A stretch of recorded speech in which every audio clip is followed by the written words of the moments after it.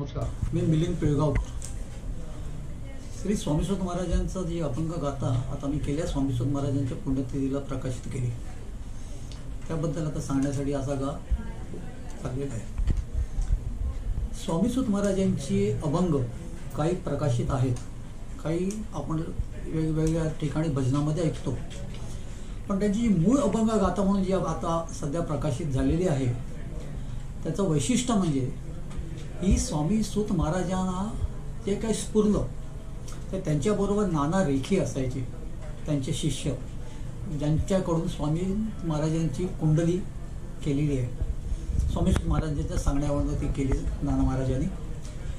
तर ते नेहमी ज्याला स्वामी सुतांच्या बरोबर असायचे त्याला स्वामी सुतांना जे जे काही स्फुरायचं ते बरोबर व्यवस्थित त्यांना कान देऊन ऐकायचे आणि त्या अभंग ते पूर्ण टिपून ठेवायचे.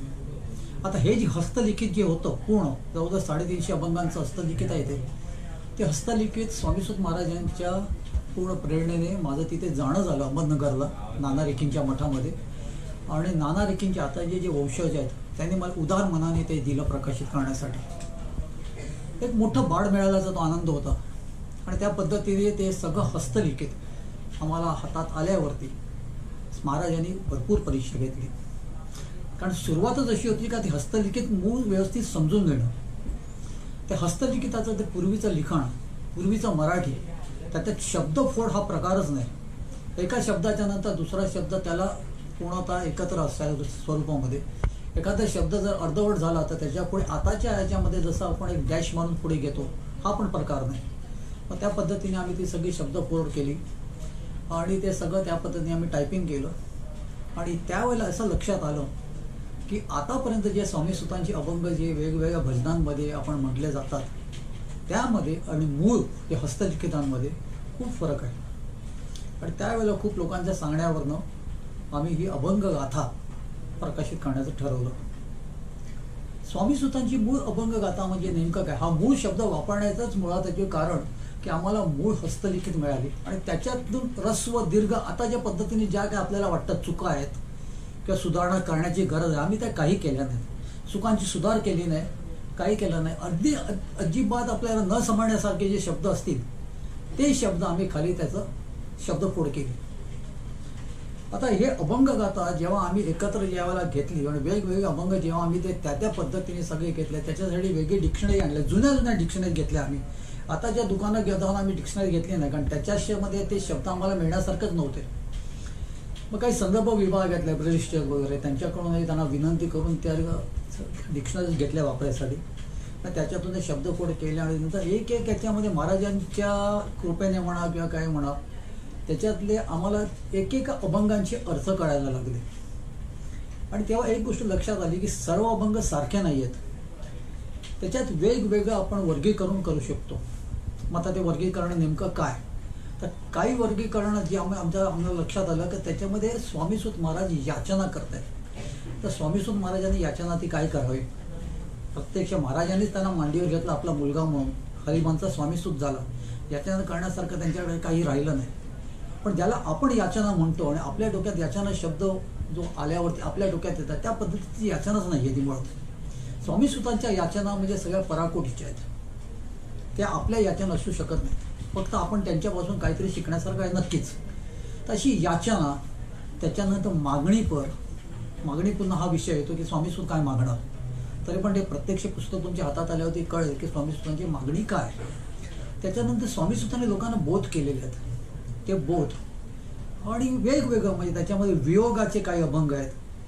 तर ते स्वामीसूतांच्या प्रेरणेने आम्ही त्याचं वर्गीकरण केलं आणि त्या पद्धतीने ते आम्ही या अभंग गाथेमध्ये प्रकाशित केलेलं आहे.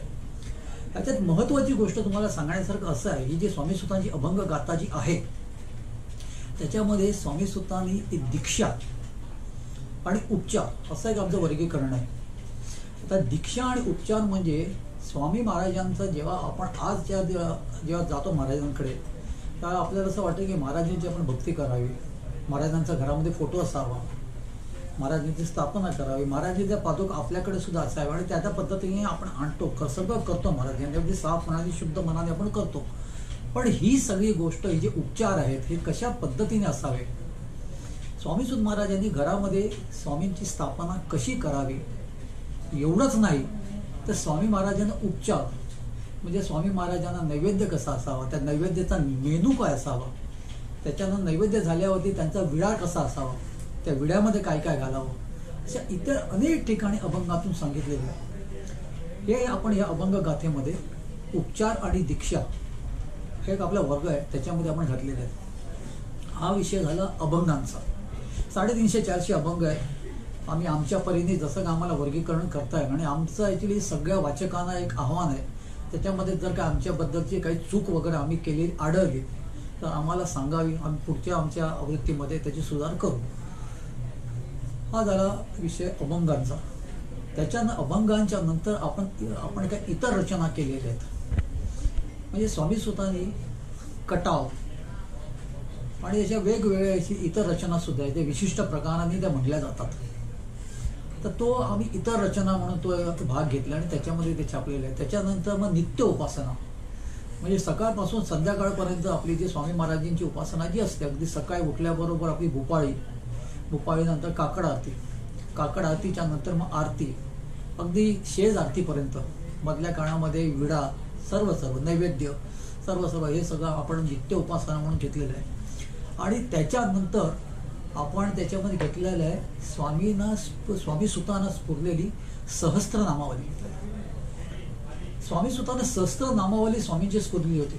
ही सुद्धा नाना रेखेंनी टिपून ठेवलेली, ते सुद्धा संपूर्ण स्वामी सुतांचं जे काही स्वामी सुतांना स्फुरलेलं होतं त्याचं हस्तलिखित आम्हाला मिळालं आणि त्या पद्धतीने आम्ही हे सगळं छापलं. त्याच्यात सहस्त्रनामावली सुद्धा आहे.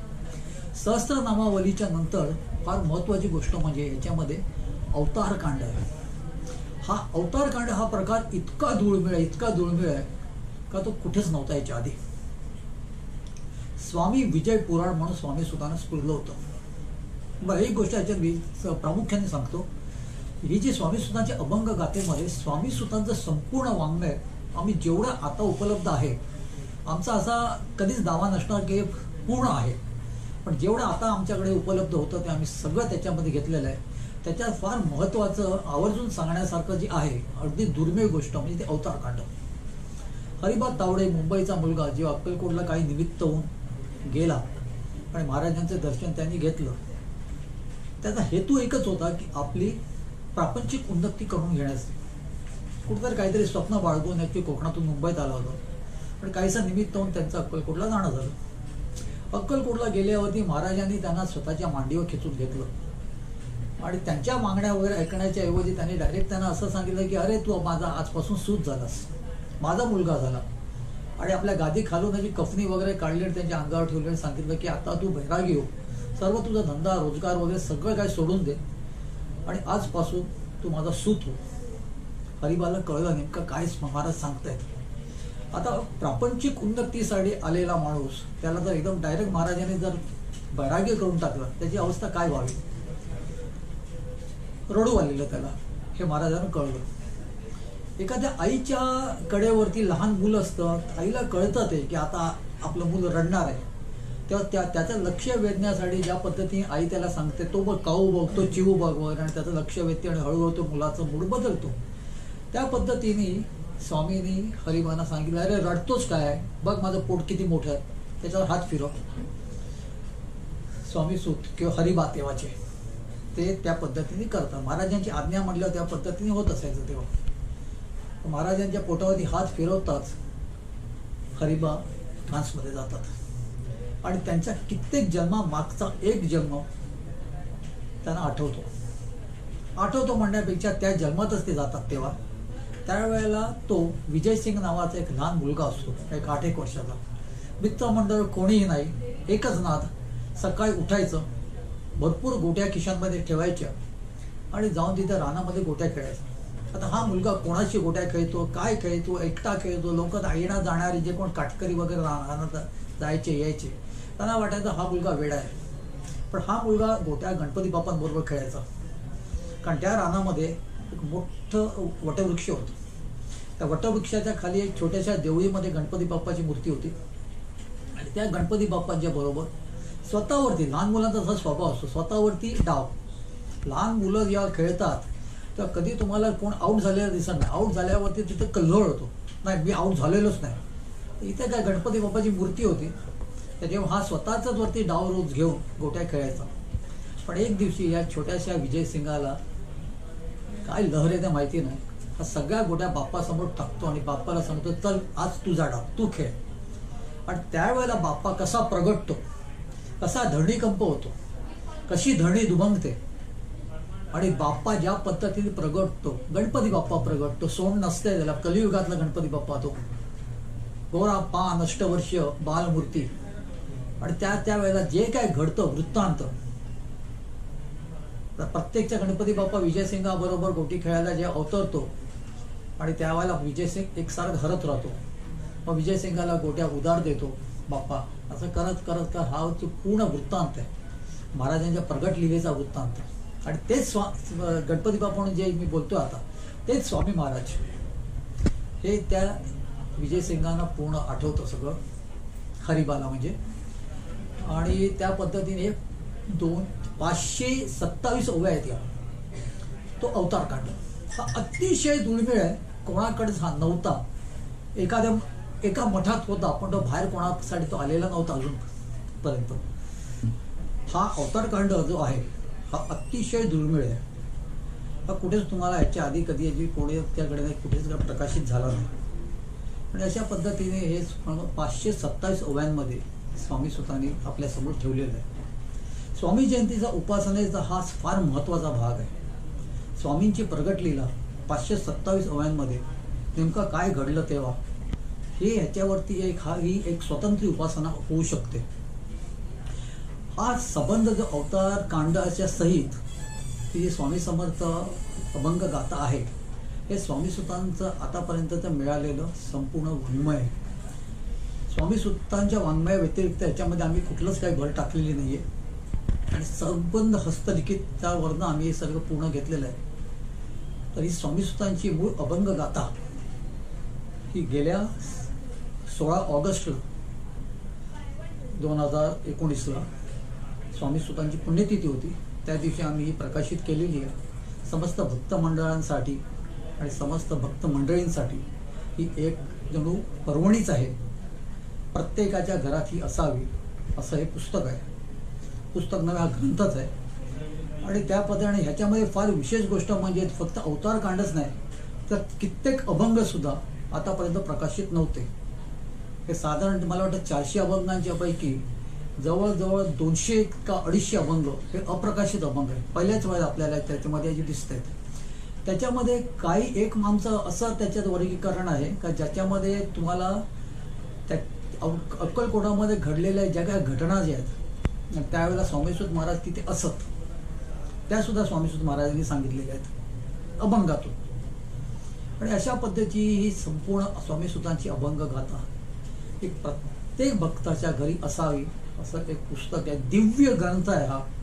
त्याच्यामध्ये आम्ही एक गोष्ट फार ॲक्च्युली प्रकर्षाने दिलेली आहे की ही अभंग गाथा इतकी दिव्य आहे का ती तुमच्या पूजेतच ठेवा. एखादा आपण जसं गुरुचरित्र वगैरे ठेवतो तसं कधीही कुठच्याही कोणाच्याकडेही अशी ती जाऊ द्या हेच.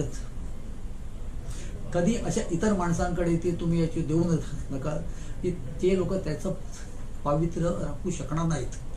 रद्दीत तर मुळीच नको, पायदळी अजिबात नको.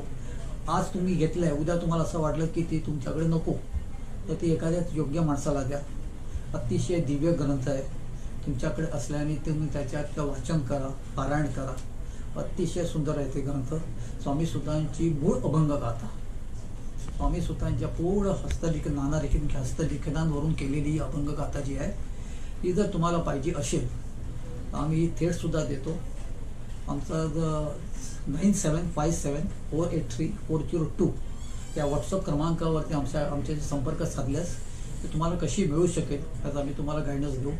त्याच्यानंतर काही दिवसांनी आम्ही फेसबुकवरती आणि इतर व्हॉट्सअपवरती सुद्धा कुठे कुठे ते मिळणार आहे ते पण आम्ही देणार आहोत. आम्ही शक्यतोही कुठच्याही दुकानांमध्ये देणार नाही आहोत मुद्दाम, कारण प्रत्येक स्वामी भक्तांकडूनच स्वामी भक्तांकडे जाऊ द्या. त्या पद्धतीने आहे. प्रामुख्याने ही जी गाथा आहे ती प्रत्येकाच्या घरी असावी हाच आमचा प्रपंच. श्री स्वामी समर्थ. स्वामी सुतांना जे काही स्फुरलं त्या नाना रीतीने कान देऊन ऐकलं आणि त्या पद्धतीने जे जे काही टिपून ठेवलेलं आहे ती ही हस्तलिखित.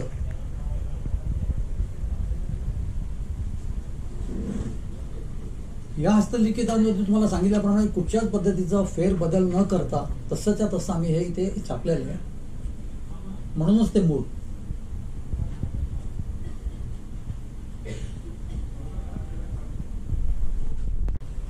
हे सगळे जसे वेगवेगळे स्वामी सुतांचे अभंगांचे आम्ही वर्ग केले.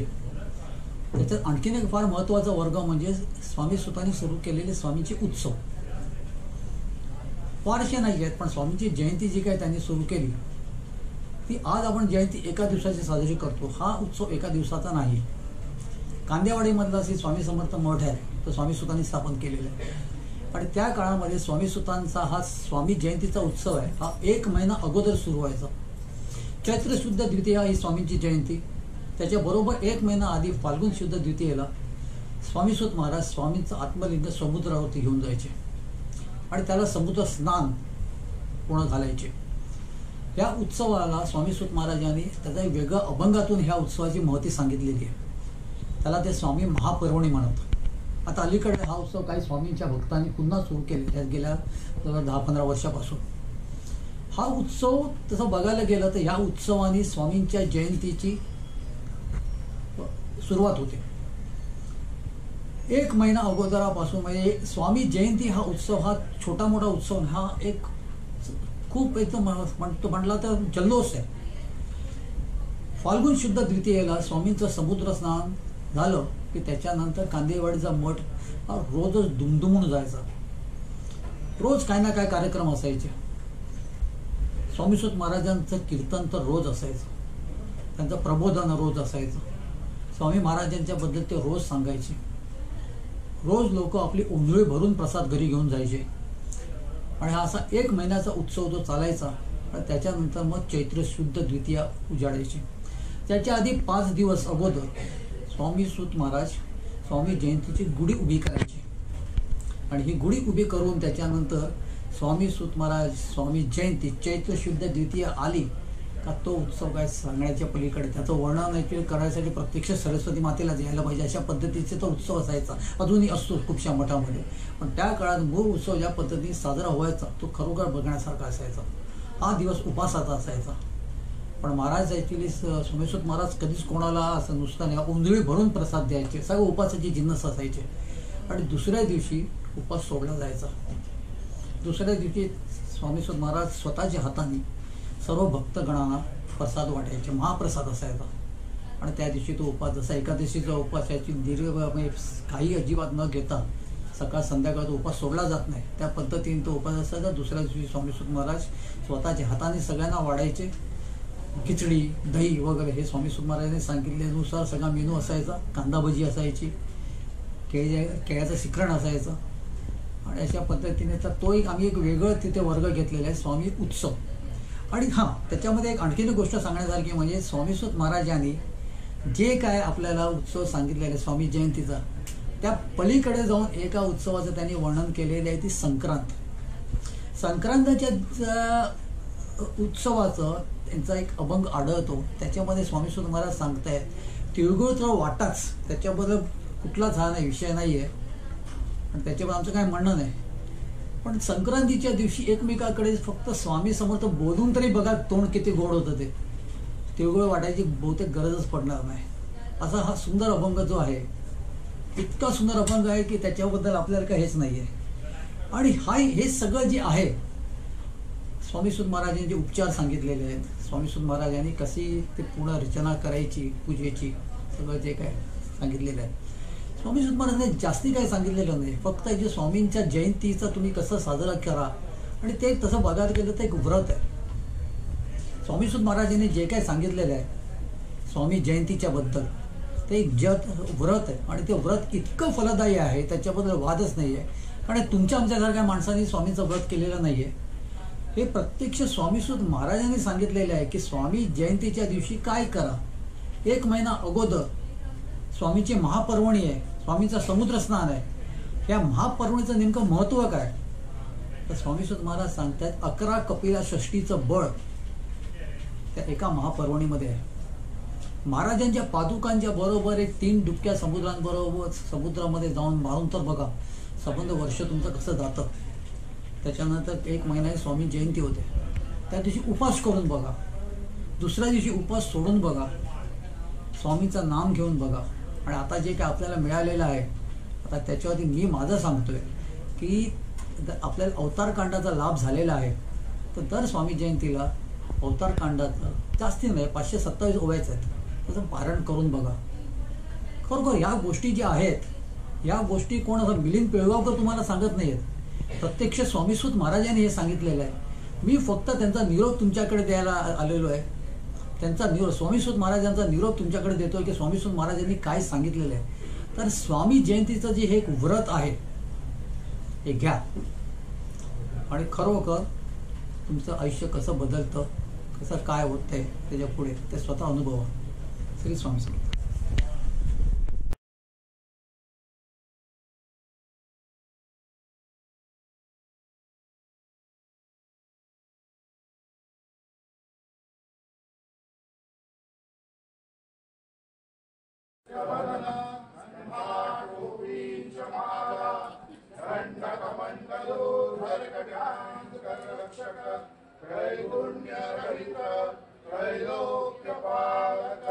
विश्वनायक भक्तवत्सल